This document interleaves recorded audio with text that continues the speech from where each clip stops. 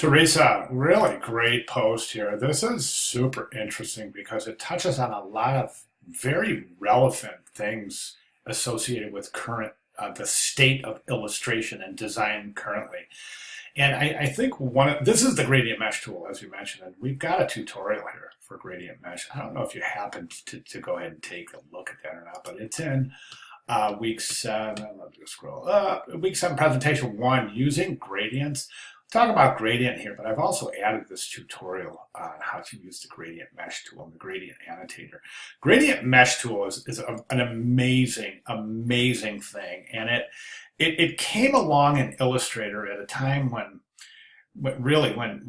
Illustrator took a look at itself and the developers and said, okay, we've got a lot going on here, but how can we digitally represent a technique to mimic the airbrush in traditional analog art techniques?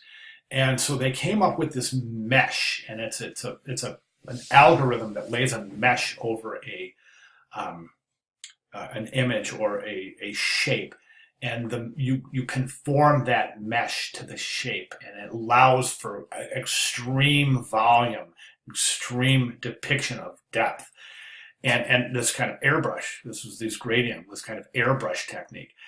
The gradient mesh tool got kind of it came along. I'm going to guess.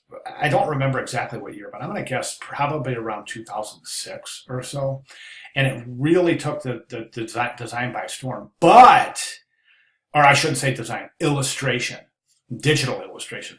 But the problem is that shortly thereafter, we started seeing a trend towards simplicity in illustration and design. So the gradient mesh tool never really took off the way that it could have had the trend not changed at that time to minimalism, simplicity in illustration, and especially more flat illustration, which is still super trendy and very prevalent today. So it's really an interesting technique. But and here's the mesh I was talking about. Have you tried the gradient mesh at all? And if you haven't, you got to try it, man. Even if you just draw a circle and lay a mesh over it and start playing with the anchor points and start to just take that tutorial, you'll see what I mean. It's pretty intense.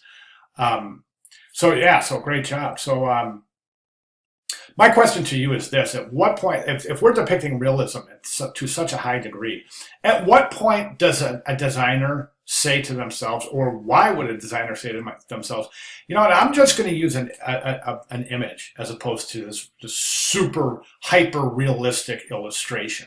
So at what point is it feasible to just go ahead and use an illustration if you're depicting an illustration? Do you see what I'm saying? What are your thoughts on that? And in what situation would you want to use an illustration, or would you be forced to use an illustration in terms of communicated value? All right. Now,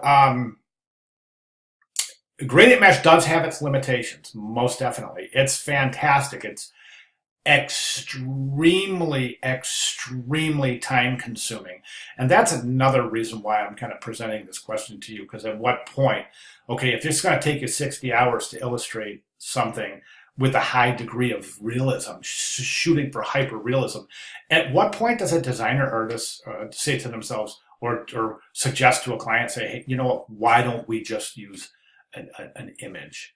Okay, I want you to think about that. Give me your reactions on that. Okay. And the other thing I wanted to mention is one thing that the gradient mesh tool really never got down was texture. This is a different kind of texture, but we can see that here where we just don't have the texture associated. So there are other techniques that you can use in conjunction with gradient mesh to add texture, but that's one of the little minor